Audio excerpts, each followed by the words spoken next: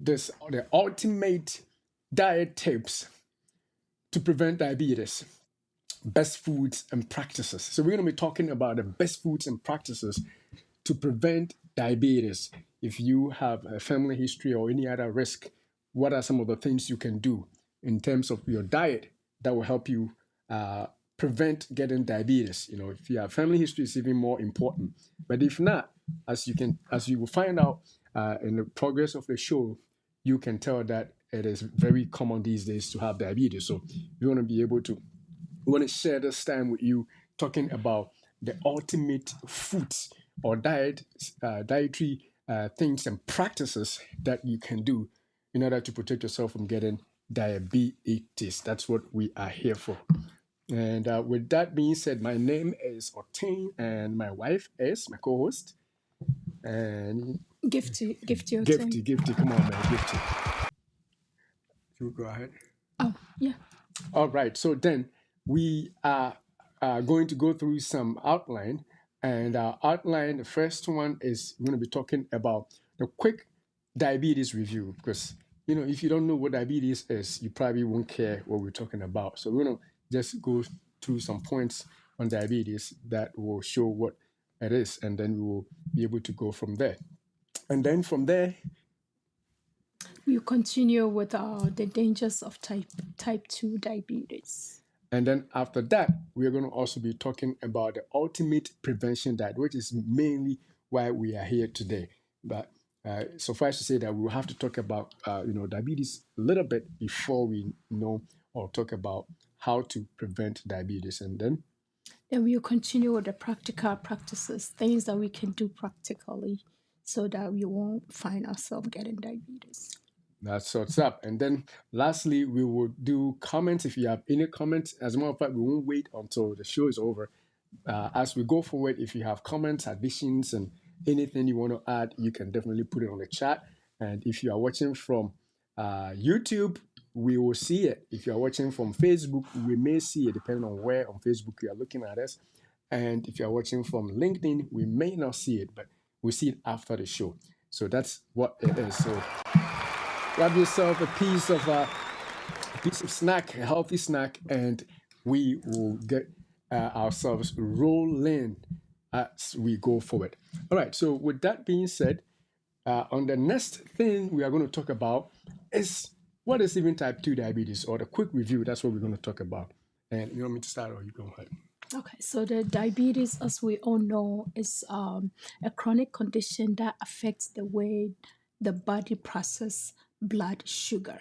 So when you eat the sugar in your system, the way that the body is able to break it down and get absorbed way. So if you are not able to do that, then we can say that you have type 2 diabetes. Definitely. And if I may add anything, it occurs when the body becomes resistant to insulin, or when the pancreas is unable to produce enough insulin. So she talked about the way the body processes glucose or sugar, but you need insulin to be able to do that, and insulin is produced in the pancreas. So if you don't produce enough insulin, that could be a challenge. You could have diabetes, or you could produce enough insulin, but the insulin is not working properly. So that is what it is. So with that being said, we can move on and say that the process of diabetes happening is when the insulin production is disrupted again, or if it is what we call resistant, right? So when this process is disrupted, blood glucose levels become abnormally high for most people, and that leads to various health complications, which we're going to go through a few of them, so that it's important to watch to the end of the show to find out what you can do to protect yourself from getting it, because it's a serious disease. So now, with that being said, let's hit on some of the causes of type 2 diabetes quickly. So we have insulin resistance. I think you mentioned that. Mm-hmm. So if your insulin that you are producing is not able to act on the glucose, then it becomes resistant, and that the body is now able to process it well. So you are producing insulin all right, but it becomes very resistant. Right. And then we also, as I also alluded to, another cause is the pancreatic dysfunction, or the pancreas cannot produce sufficient insulin to meet the body's needs. So you are eating a lot of sugars or a lot of glucose, and yet you don't have enough for your body to process all the sugars. The pancreas is on a dysfunctional point where it cannot do what is required of it. And also lifestyle factors. If you have poor diet, lack of physical activity, if you are obese or you smoke, it's likely that you are not able to process whatever you're taking in well, and that may end up with diabetes. Wow. And the other thing is, some people are genetically predisposed. You may have diabetes, and the reason is that you have a family history of diabetes. You have been passed, diabetes genes have been passed on to you. And that plays a huge role in you also getting type 2 diabetes. But suffice to say that the fact that you receive the gene does not mean you should get it. If you're going to watch and listen to what you can do in terms of your diet, you may have the gene all right. Your mom and dad may have diabetes all right, but you can beat it, or you can dodge it, I should say, because of the way you eat. And that is why it's important to stay through to the end of this video. Now, in order to bring it into perspective, let's talk about the prevalence of diabetes, and also we're going to from there talk about the complications thereby. And Gifty, if you want to start. Yeah, so in the United States, it's known that 32.2 million people approximately have diabetes. So it's about 10%, about 10% of the population have type 2 diabetes. Wow, that's a huge number, 10%. So if we think about what our population is in the US right now, about 300 million and over, at least 10% of the people have diabetes. And that is even talking about people who have been diagnosed. There are a lot of people who are on their way, what we call pre-diabetic people, who may not be counted in this 10% of the population. So that is a huge number. And we hope that that number doesn't include you if you are watching us from the US. But aside that, elsewhere, I think there is stuff that we can talk about too, right?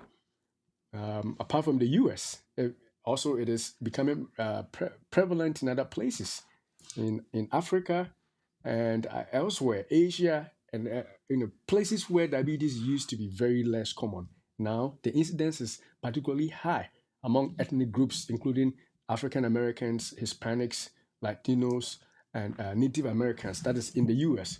But in Africa, it's also growing. While traditionally less common, the prevalence of type 2 is now rising rapidly due to urbanization, due to lifestyle changes, and increased obesity rates. In places where diabetes used to be very less, in Asia and in Africa and elsewhere. And so it is serious, and we don't know where you are watching us from or where you'll be watching us from in the future.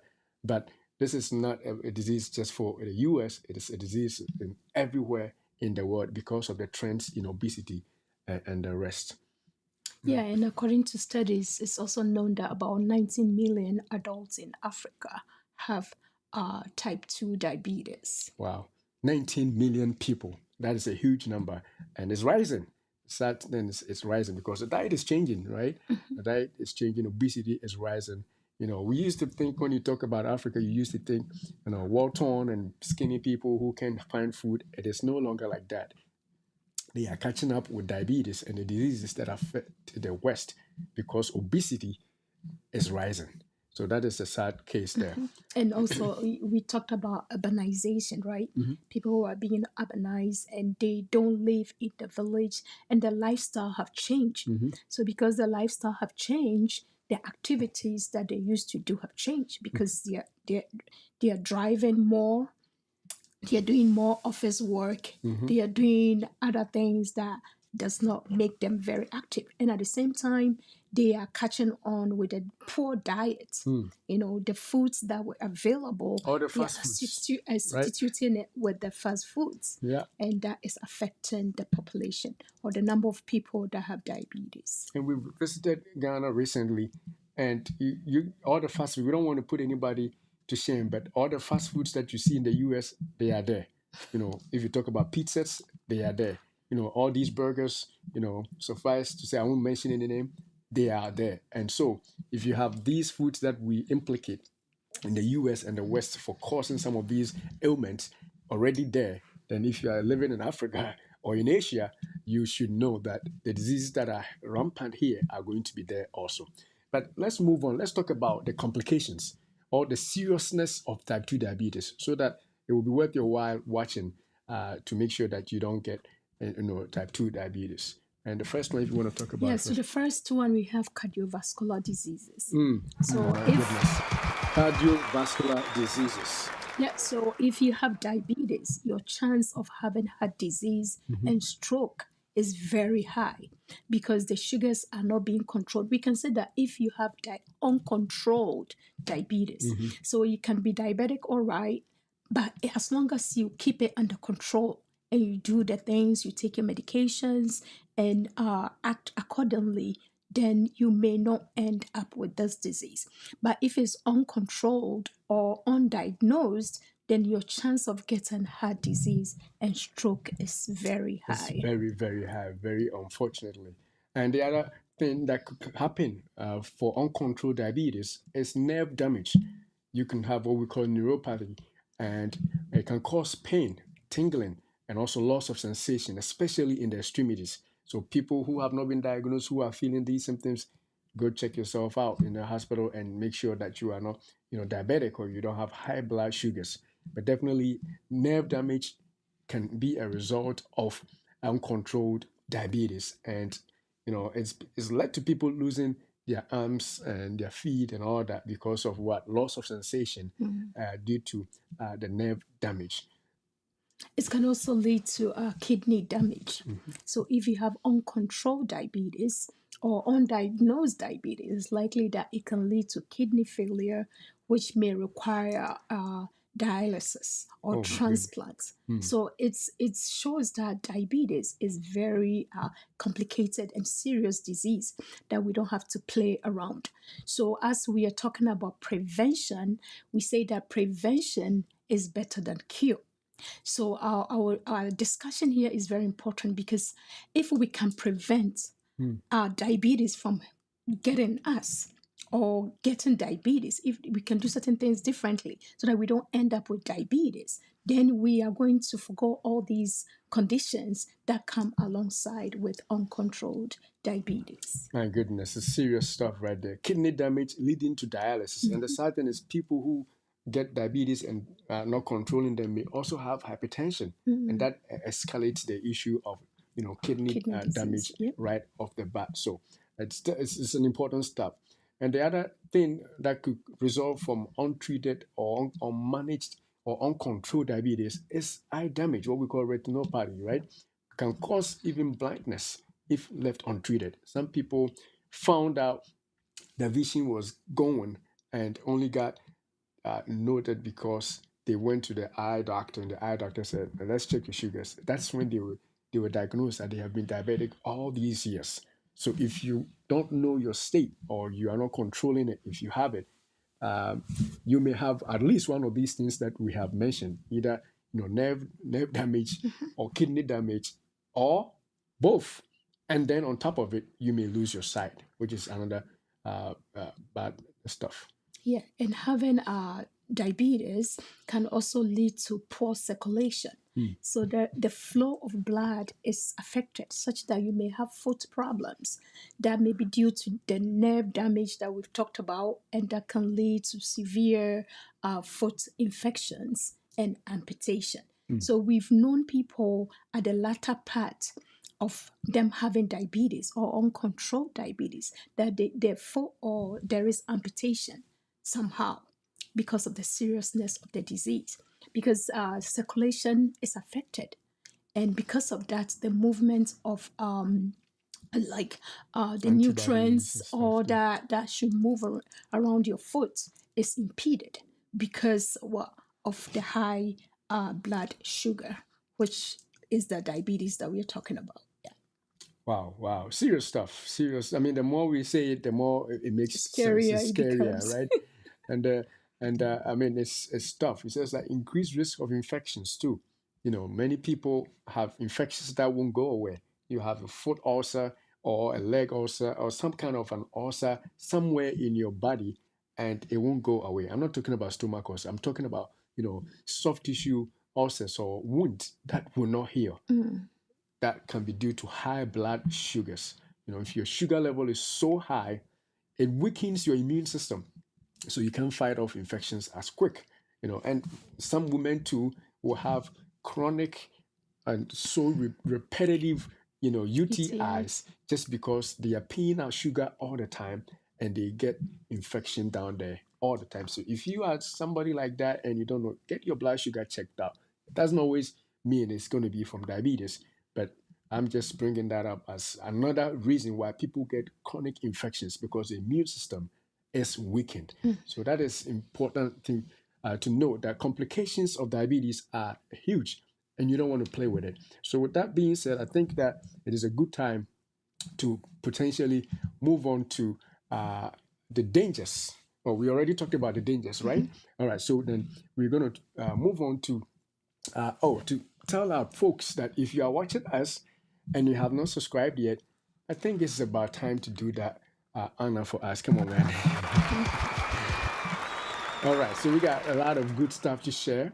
Some already on the channel, and Dr. Oteng as the YouTube channel or YouTube handle at Dr. Oteng. Just subscribe, and then you'll be part of our community of people who learn about good stuff that affects their health, cardiovascular health in particular. All right, so with that being said, I think we can move on to the next thing, which is the ultimate prevention of diabetes using diet. Ultimate prevention of diabetes using diet. And you want to start with the first one? Yes, so the first one that we want to recommend is fiber-rich vegetables. Oh, come on, man. Fiber-rich vegetables, fiber-rich veggies. All right, keep it going. Yes, so examples of such vegetables, we have broccoli, we have spinach, we have kale, we have what else do we have? We have You have a the one lot. that I like You said the spinach, Brussels kale, sprouts. Brussels sprouts, your Brussels favorite. sprouts. Yes. It's a lot of greens. So a lot of greens, they are rich in fiber. And we are encouraging you that you incorporate that in your diet. That is the first way to prevent type 2 diabetes.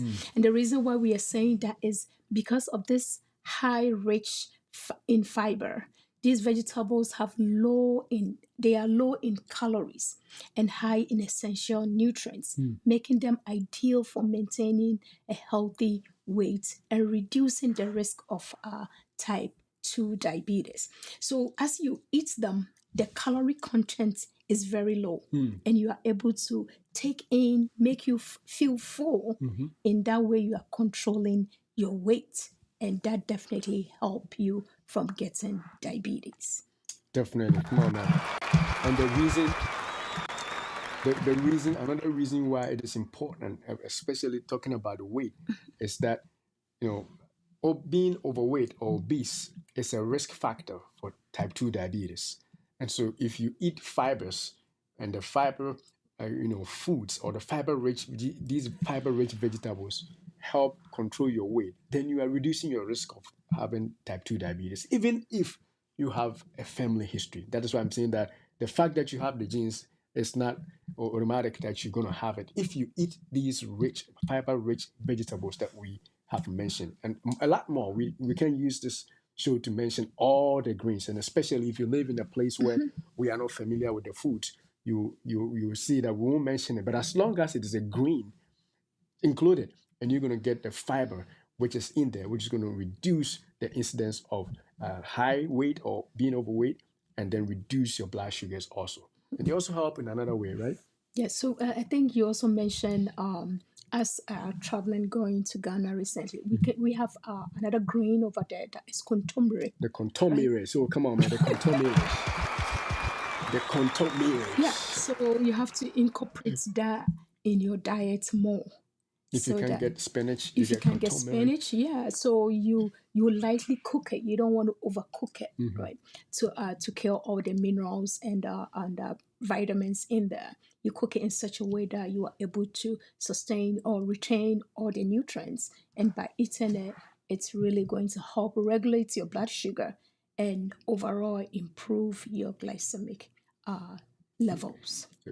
Good point. Good point. Good point. So now we are going to go for it. Now, another way we can explain why fiber-rich vegetables is good is that it slows down the absorption of sugar into your bloodstream, and it prevents spikes in glucose levels. So it's not, we are not just saying eat green because we like greens, but it's evidence is that if you eat more greens or more veggies that are green, it slows down because of the fiber, slows down blood sugar spikes and ensures that not so much sugar is taken up, and overall it improves your glycemic index, glycemic control, as Gifty said. So now I think it's a good time to go to the next one. What do you think?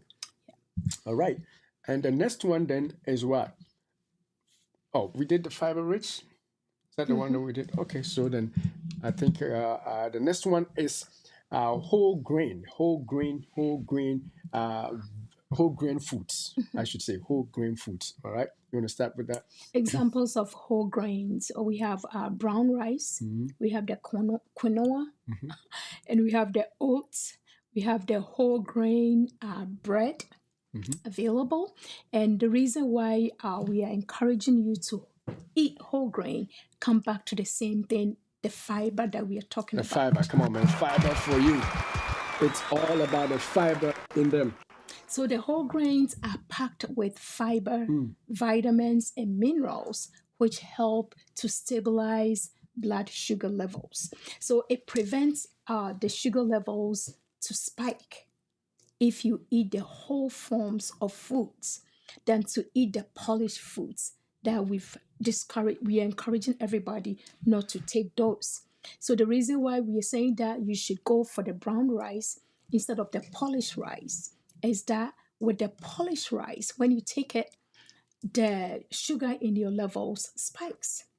And when it spikes, it gets to the level that the insulin in there that is supposed to act on may not be able to work on it well. As you keep doing this polished white rice, it gets to a point that the insulin that is supposed to work on it become very resistant, and that can lead to diabetes. So in order to stop that from happening, you take in the form that has a lot of fiber and vitamins that can help stabilize the blood sugar level. So it doesn't spike like that. It may go up because you're eating, you're taking in glucose, all right, but it doesn't spike suddenly because you're dumping the calories into your system right away. So go slow by doing the fiber form of it. My goodness, my goodness, my goodness. That's what's up. Definitely. Now, we only mentioned brown rice, quinoa, and oats for whole grains. But depending on where you live, you may use corn. That's a whole grain, as long as you don't polish it. If you put it in a mill and you remove all the fiber, then of course. And even if you do brown rice, but you wash it and you polish it, you can polish it and it becomes of no use. So whatever whole grain food that you can find in the area that you're watching us from, we may not mention it because this is what we are used to over where we live. But the grains, your grains, just go for the grains. Let those be whole. Do not polish them. Do not mail them so much. Do not, put them under so much processing. Just use them whole, and you will cut back and cut down on your blood sugar spikes, as she said. And the other thing is they also contain the vitamins. Apart from the fiber, they contain also the vitamins, that will fill you and make sure that you are not hungry. And they have the minerals. And then they also stabilize your blood sugar levels, as we have said. And whole grains have lower glycemic index. In other words, all that it means is that when you eat whole grains, your sugar levels don't spike right up. Compared to if you eat, peeled yam, or I should say, or peeled potato, or what else? Polished rice, like she mentioned. Where your blood sugar goes right up. When you eat whole grain, the sugar levels stabilize. They go slowly up and gives your body the time to act on it and protect you from getting diabetes. And so that is what it means by saying that they have lower glycemic index. All right. So with that being said, we can go to the next one, and it is what? Lean proteins. Oh, come on, man. I like this one too. Lean proteins. All right, you want to start now? Yeah, so with lean proteins, we have chicken breast, we have turkey, and we have fish. So these are recommended proteins that are low in amount of saturated fats. So we can see that some people love their goat meat, the red meat, the cow meat, and all the red meats out there. The reason why we are discouraging you from consuming that, maybe in case you want to do it, maybe once a month or maybe not at all, will be something that will be a good way to prevent you from getting diabetes. So we're encouraging you that you stay away from red meat, goat meat. I think we say red meat, people think about People are going to beat you up. You're talking about goat meat. goat People meat. love their goat meat. No, I love goat meat myself, but I'm trying to cut off in such a way that I'm more with the chicken, the turkey, the fish, and maybe we can say the eggs too. That is more healthier than going with the red meat. Definitely. That's very important. So basically, the lean proteins, it will be your source of proteins if you stick with them.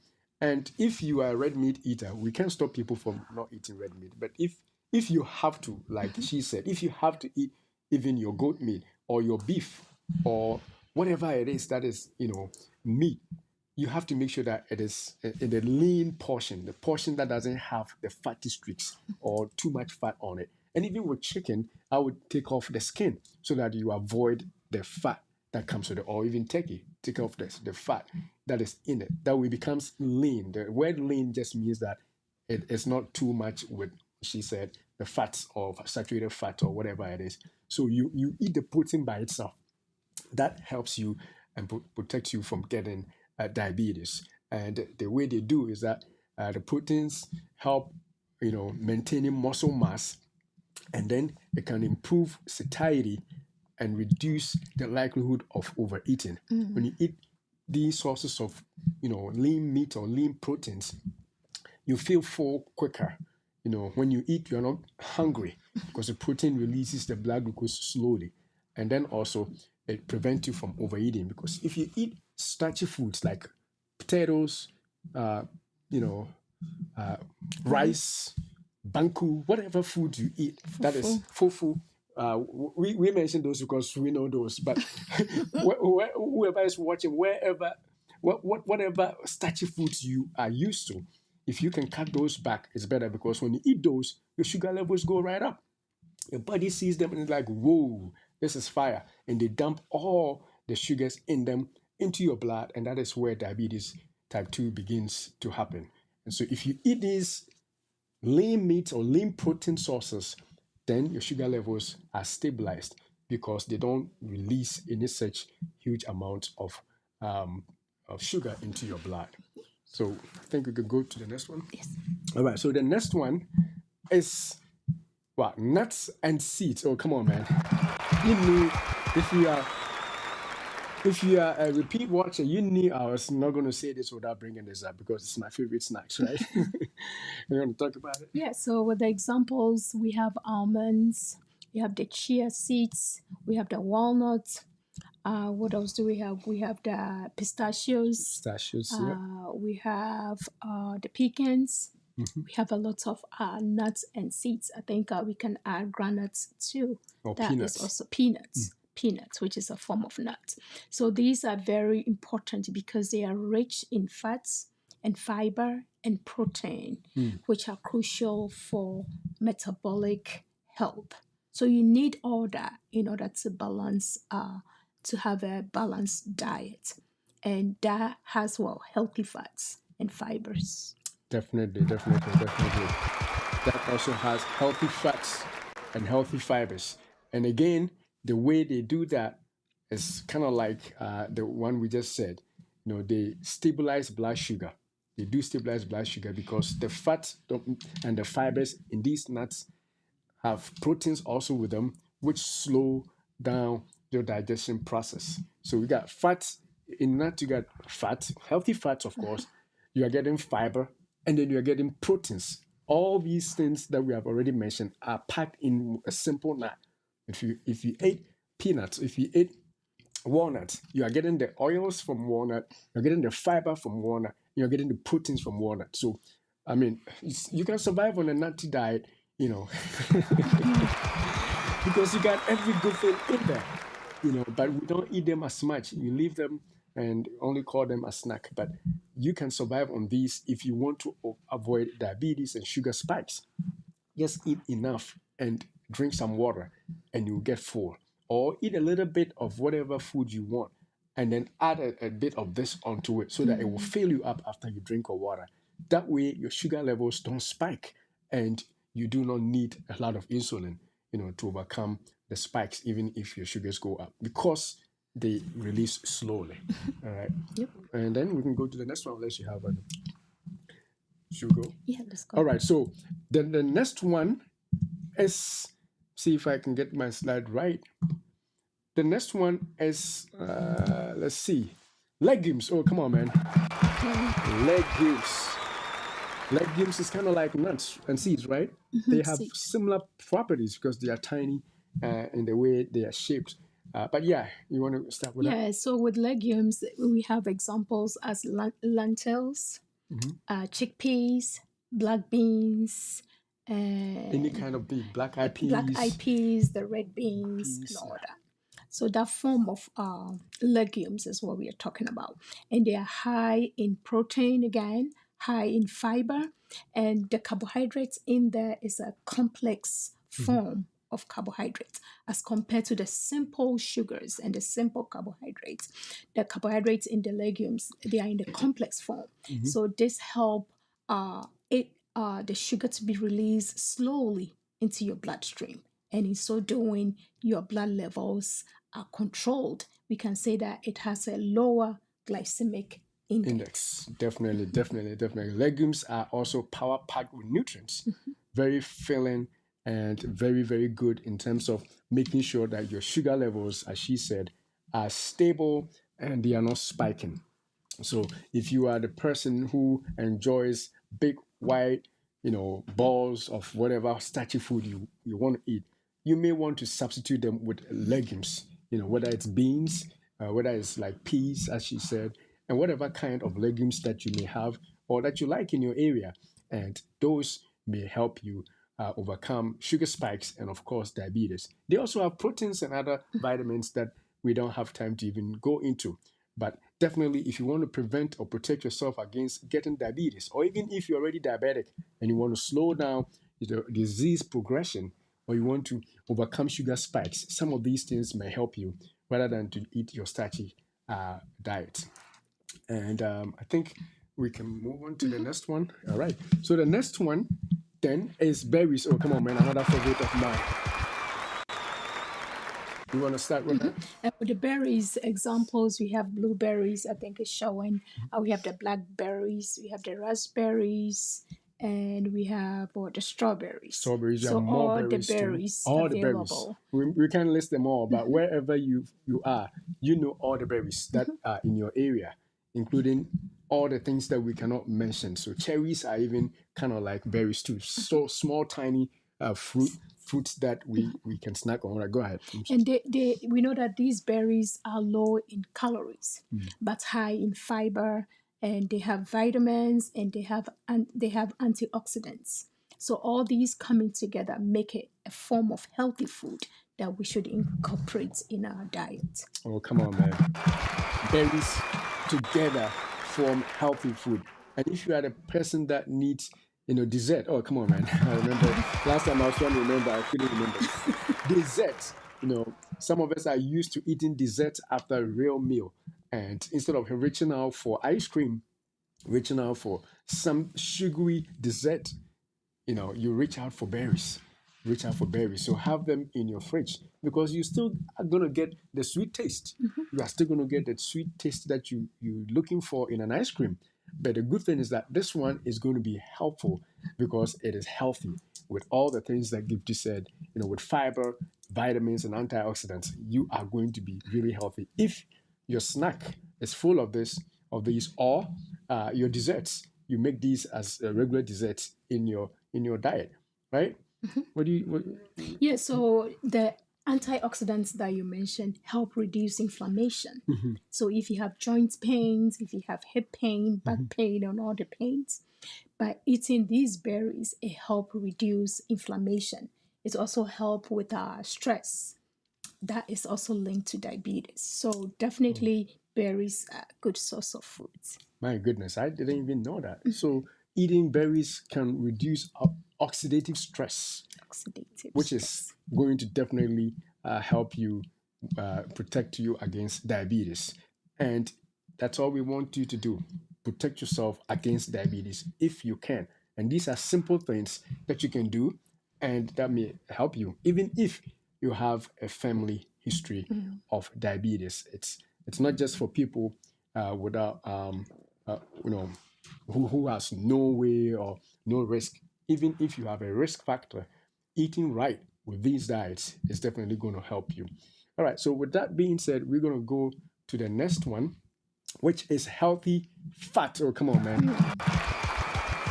I'll have you start again on the healthy fat. Yeah, so with healthy fats, examples will be avocados, olive oil, and flax seeds. All right, so Yeah, go yeah. ahead. So with these source of healthy fats, we can see that is essential for our heart health, and it improve cholesterol levels. So if you eat avocados and you consume a little bit of olive oil, I think we can see on the screen how the person is pouring the olive oil on top of the avocado, and you can see that together it comes together and it looks good, and definitely it also tastes good. So that affects help your heart health, and it's also improve your cholesterol.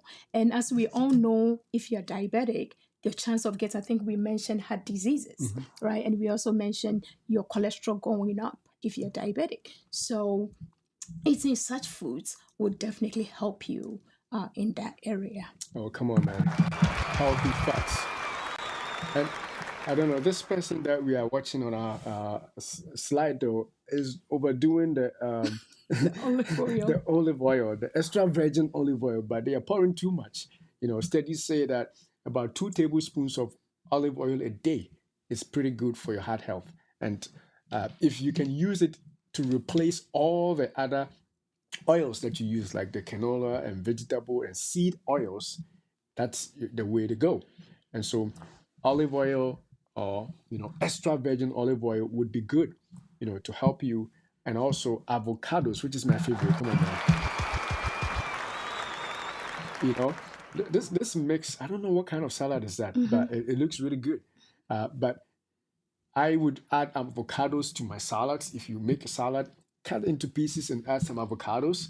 If you are doing, a healthy sandwich, put avocado on it instead of using butter or margarine. You use avocado. It's creamy. If you have time to beat it up and make it into a cream, so much the better. But I don't have time. So what I do, as Gifty can testify to, is I just cut them into two or four, and then I put it on on my bread, my whole grain bread, and then whatever else I add, whether I add an egg or whatever, so the avocado becomes a healthy source of fat when I eat that sandwich, and that is how you do it. Instead of using butter, margarine, and all those unhealthy stuff, those things will help you, prevent diabetes. And the way they do that, I want you to, if you want to go ahead. Continue.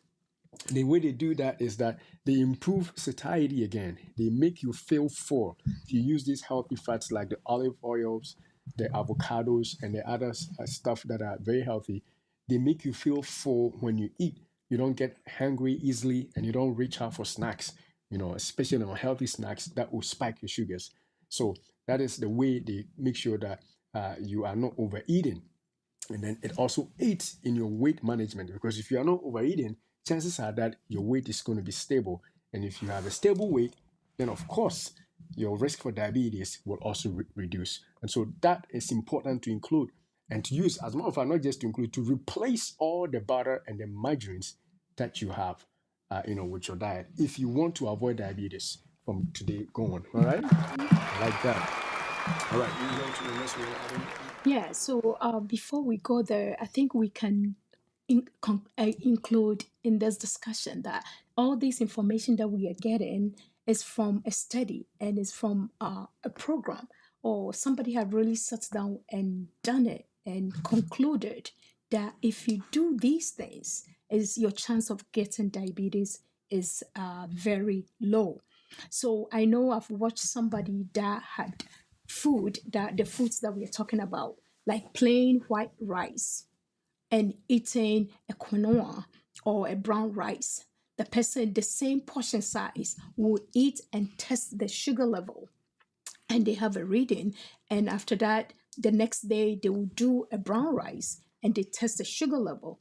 They've realized, it's been proven that if you do the polished one or the white rice, your chance of your blood sugar spiking is very high. So there are evidence. We are not just throwing things out there. It's evidence based, and it's been proven that if you do these things, definitely your chance of getting diabetes will reduce. Oh, come on, man. We are giving you evidence-based information.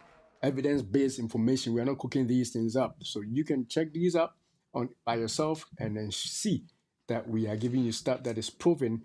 And as a matter of fact, we debated even throwing some of the names of the studies out, but then we said that it's going to make it too cumbersome. So we removed the names of the studies, from our show. But suffice to say that everything we have said has a study to back it. And so take it to the bank, and it's not just from us. All right. So I think it's a good place to, go to the next. You think so? All right. So next, we are going to talk about the practices. We talked about the foods, now the lifestyle, the practices, and a few choices, about 3 of them, that you should do to help you to avoid getting type 2 diabetes on yourself. All right, so Gift, if you want to start. Yeah, so the first part points we want to bring about is meal planning. Meal planning, come on, man. Meal planning. Meal planning for you. Very important. Go ahead. Yes, so thoughtful meal planning involves preparing balanced meals and snacks ahead of time to ensure a healthy and consistent diet. So we are encouraging each one of us. I think we've gone through a lot of food sources that are healthy. So we can list all these foods that we've talked about, right? We talked about the whole grains. We talked about the greens. We talked about the nuts. We talked about the healthy fats and oils. We've talked about all these things. So what are the practical ways that you can do? So I think the first thing that you can do is to, on the screen, we have somebody with a pen and a book. You have to plan your week, if not your day. So that Mondays you're going to eat this, Tuesday we eating this, Wednesday, Thursday, Friday. So you work it out with the whole family and try to put everybody's favorite food on there, right? So after you've known what you are going to eat for the week, then you can try and incorporate the healthy foods in there. We talked about the good source of protein. So that maybe for the whole week, we are going to do 2 fish in the week. We have the salmon, we have the tilapia. You spread it out. We are going to do chicken, we are going to do turkey, and eggs or something. So you spread it out throughout the week and you plan it. So you can incorporate a variety of nutrient-rich foods, balance macronutrients, and avoid unhealthy food choices.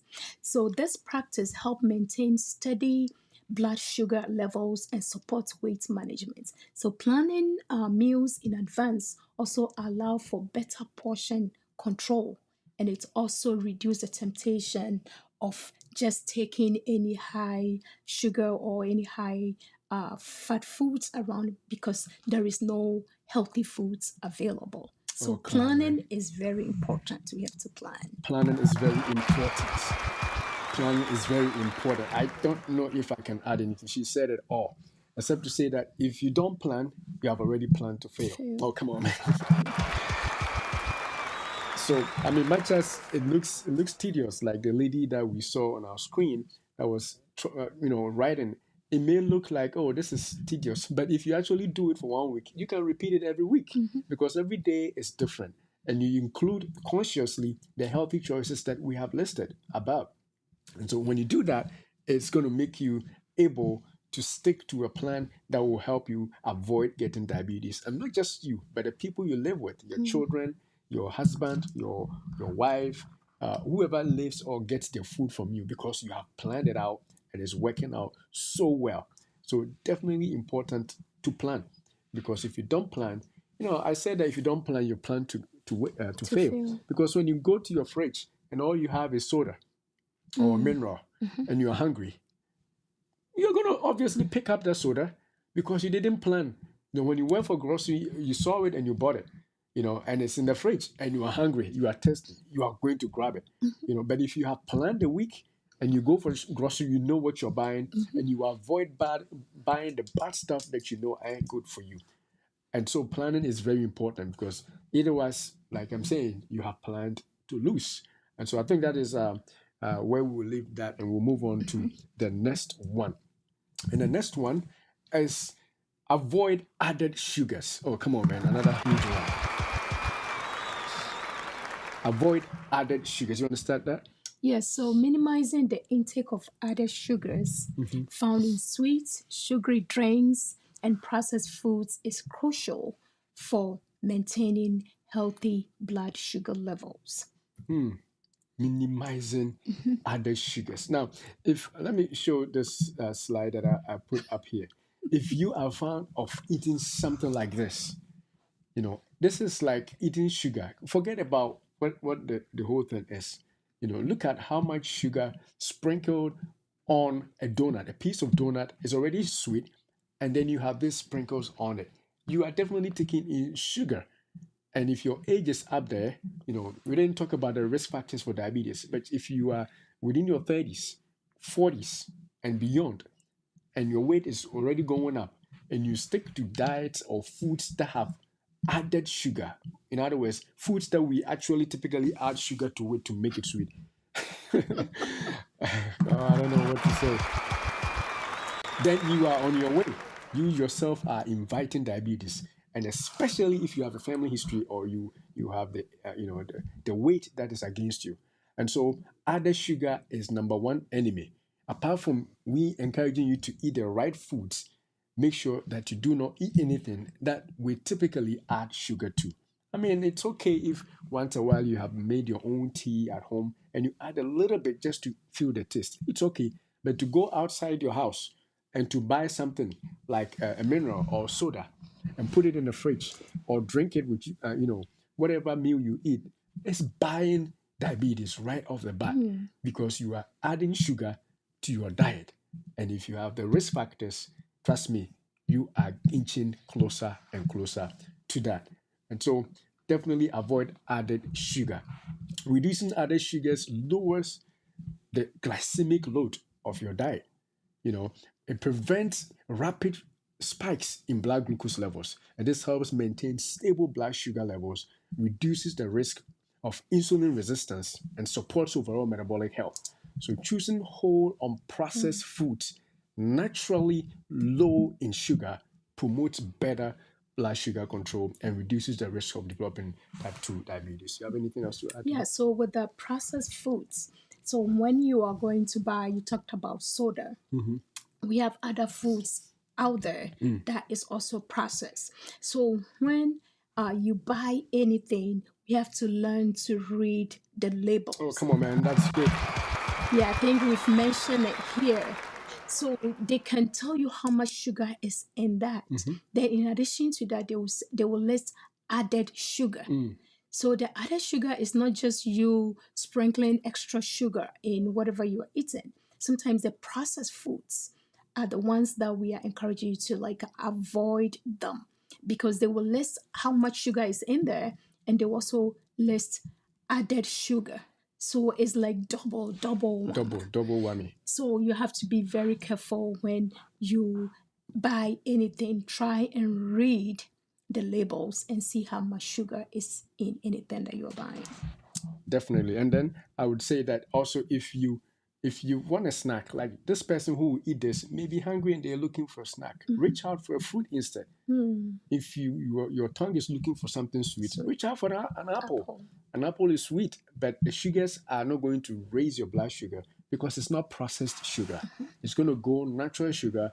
It's going to be broken down, but the fibers in the apple will reduce your body's ability to take all the sugars. And so you are healthier overall, even though we are both eating something sweet, but a person eating a donut or eating something else that has sugar in it that is made is going to have a spike in sugar, while the person eating the fruit, which is sweet, is going to, though they are both going to get some sugar, that person's sugar is going to go up slowly and will give the body time to process the sugar so that they don't get a high blood glucose level. So I think that's a good place to move to the next one. Yes. All right. So with that being said, now let's move to the next practice. The next practice is to also have portion control. Oh, come on, man. Portion size. You're going to start that? Yeah, so eating appropriate portion sizes help prevent overeating, which can lead to weight gain and insulin resistance. I think some of us are fond of saying that, I haven't eaten the whole day, including me. I haven't eaten the whole day. So just your mindset. Your mind will tell you that, you've not eaten the whole day. So you have to get the biggest plate and fill your plate. Because you're making it up for the morning, you're making it up. So that is something that you don't want to do, because that will make your insulin. If you keep doing it, you have insulin resistance because you'll be overloaded in your system, that your insulin have to keep working harder and harder. And when you keep doing that, you are going to have insulin resistance. So portion size, it could be good sources of foods that we're talking about. It could be a whole grain, all right? It could be the lean protein. It could be the healthy fats and everything good. But because of the size of the food that you are eating, is going to get you into trouble. It's going to increase your weight. And people will ask you and you tell them that, I don't even eat. I eat once a day. But how much are you consuming at a sit? So that is very important. You don't want to overeat because you haven't eaten. So if you have that going, then you have to eat bit by bit throughout the day so that you don't find yourself overeating at one sit. Oh, come on, man. That's good. You don't find yourself overeating at one sitting because you didn't eat in the morning, you didn't eat lunch, so dinner comes and you want to add all three together. Come on, man. That is not what is good. I mean, it's good to, another practice we didn't even add is intermittent fasting. It is good to do intermittent fasting. So if you can fast in the morning and not eat breakfast, but you eat lunch, even better. But when lunchtime comes, don't add your breakfast to it. Or when dinner time comes, don't add it to it. If you add it, you have defeated the purpose. Because now your body is going to get so much sugar and it has to store it. And you're going to gain weight. Your belly is going to be bigger because it knows that tomorrow morning you are not going to eat. You're going to wait till dinner. So it needs to store that sugar so that you can, have some energy. So if you do intermittent fasting, it's a good practice. But don't double up or triple up on the meal size. Just because you missed one meal. So portion control is very, very important. And I like the fact that you also mentioned that you may be eating healthy, all right? It doesn't mean you should eat a whole, basket of salad because it's salad. So what? No. If you eat so much, the sugars are going to go up incrementally. And so it's very important not to say that, I'm eating healthy so I can eat too much. No, you cannot. Your portion size must always be on point. Do just a little. And like Gifty said, if you're hungry, you can go back and eat again rather than to eat all at once and dump the huge amount of sugar into your body and then gain weight and then also get insulin resistance because now insulin cannot work anymore because of so much sugar coming on board at one point in time. All right, so it is a very good point. Controlling portions reduces calorie intake and aids in effective weight management. So I think we cannot emphasize that, and which is a key, to preventing type 2 diabetes. Smaller portions help prevent excessive blood sugar spikes and ensure that meals are balanced in nutrients. So use smaller plates. That's how you do it. If you are not sure what size is too big, use a smaller plate or measure food portions, and also be mindful about sizes. You are buying a burger, which we don't encourage you to buy because it will be a processed food when you buy it outside. But you know that you are doing a triple burger and something. It is too much, And then on top you add your fries, too much. And then on top you add your soda. Oh, come on, man. Added sugar. Added sugar. Everything is wrong with that meal. The size of the meal itself, the size of the drink, and the size, everything, the salt, everything is bad.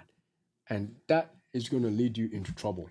And so portion sizes are important for making sure that you do not get into troubles. I think we have actually come to a very good place in the show. And if you have any questions, I don't see any comment yet.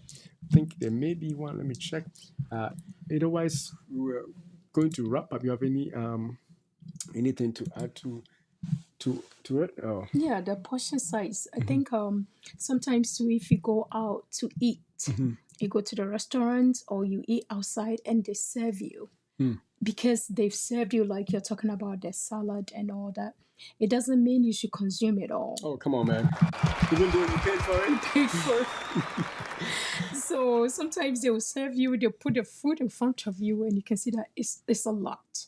So what you can do is you can take half, put half on the side and bring it home. And you can eat the next day. Yeah, so I know that the restaurants here, they don't really do portion sizes. They give you maybe three portion size. So you have to know what a portion size is. I think it's something that we have to learn. If you're not sure, people say that we hate the idea of measuring food and portion and how much of this. But if you don't know, it doesn't make sense to you. So have an idea what a portion size is. So how much if you're eating your rice, even if the healthy rice is the rice and beans, because of the beans in the rice, you know that it's not going to be dumped into your system. So that can be considered like a healthy food, all right. But how much are you eating of that wache that you have to eat? Do you have to eat half a plate or quarter of a plate? So have an idea what a portion size is. Because if you are not sure, then you keep eating, though it's healthy, all right, but you are building insulin resistance. And if you have this insulin resistance and it's not controlled, that can lead to diabetes, especially if you have the risk factors, you are old, you have genetic predisposition, family yes, history, and all that family history, and your dad, your mom has it, and you're aging and all that. It's likely that you may get diabetes. So know what a portion size is and try to go accordingly. Oh, come on, man. Know what your portion size is. And as a matter of fact, if you listen to your body, most of the time your body will tell you that you're full. No, I'm not going to say listen to your body because for some of you, you have already eaten so much large portions that your body won't tell you are full. But typically, if you haven't overeaten and you start eating, you see always at some point, even for people who overeat, I think at some point your body will tell you it's enough. But then because the food is so good, we'll continue. Oh man, I can't get this food anytime soon. Let me just finish it up, and then you keep eating. So the good thing is you can always eat half, put the other half in the fridge, and then eat it again later. So you didn't lose anything because you're controlling your portions rather than to have a sip and then eat it all. And then you can feel some people, their bellies are distended after eating because they ate so much. No matter what it is, whether it's healthy or not healthy, you are making a mistake, and blood sugars are going to go up. So definitely avoid overeating. And I think that's a good. And sometimes too, practically, like Mhm. you've gone to work, like you've worked the whole day, and maybe you were a little stressed, you didn't have time to eat at work. You come home and your meal is ready. The chance of you going to overeat is very high. So what can you think about that will help you not to overeat? I think that's the practical things that we are talking about. Mhm. What are the things that you can do that you won't overeat? Mhm. So I think the first thing people suggest that you can drink a cup of water first. Mm. And sometimes you can start with the salad, the grains first. After you've eaten the grains, because it's full of fiber, you drink a water after that, and you can see that you're coming up, right? Before you get to your proteins and your carbohydrates, so that you don't overeat. You have to be intentional about it, because if me, when I'm hungry and I get home and I start eating, I will eat and eat. But if you think about it, that okay, I haven't eaten the whole day, or it's been very stressful. Some people find food as their comfort. Comfort, yeah. Yeah, so they come home and they just want to indulge in it. They just want to eat and just get relaxed. But if that's a problem, you have to look into it and try and find ways and means that you will control your portion size. Oh my goodness.